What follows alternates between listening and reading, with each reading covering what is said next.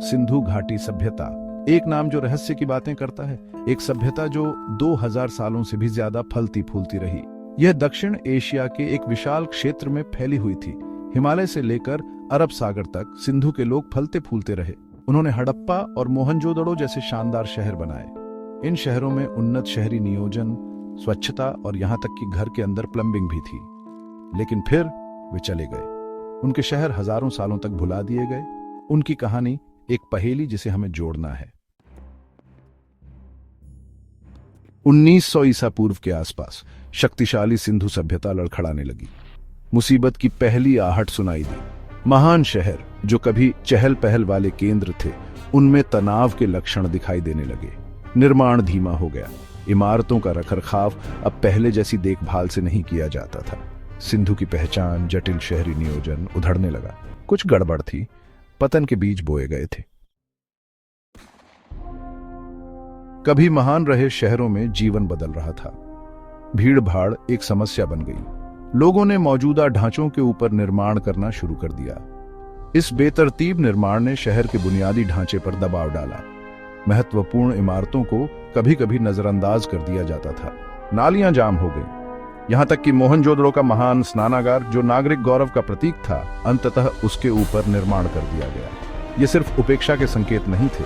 इन्होंने सिंधु समाज के भीतर गहरी समस्याओं की ओर इशारा किया।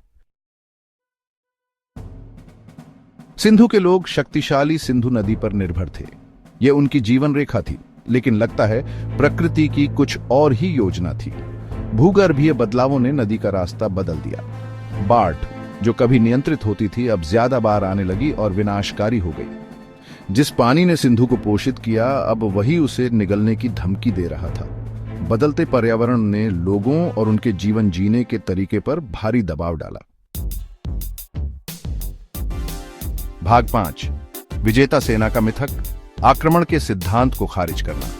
सालों तक एक लोकप्रिय सिद्धांत ने सिंधु के पतन के लिए हमलावर सेनाओं को दोषी ठहराया।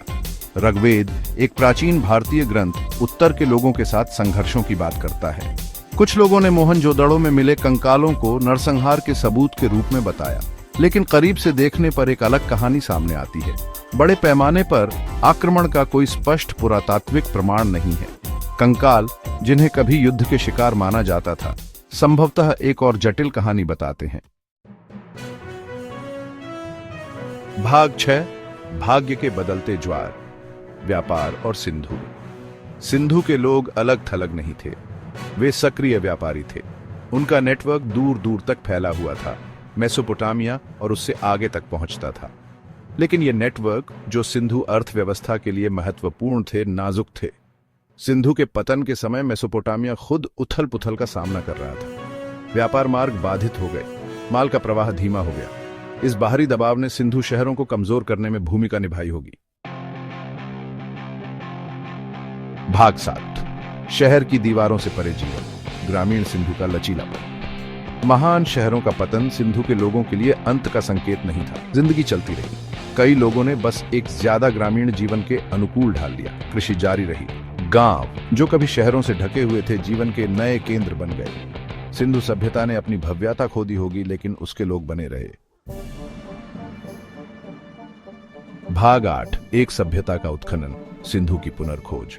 सदियों तक सिंधु सभ्यता भुला दी गई। इसके शहर जमीन के नीचे दबे हुए थे। फिर 19वीं सदी में एक खोई हुई दुनिया की फुसफुसाहटें सामने आने लगी। चार्ल्स मैसन, एक खोजकर्ता, ने अजीब ईंटों के टीलों को देखा। बाद में रेलवे निर्माण के दौरान और ईंटें निकली। ये कोई मामूली ईंटें नहीं थीं। ये हड़प्पा के पहले संकेत थे। 1920 के दशक तक पुरातत्वविदों ने खुदाई शुरू कर दी। दुनिया ने विस्मय से देखा, क्योंकि सिंधु सभ्यता को वापस प्रकाश में लाया गया था।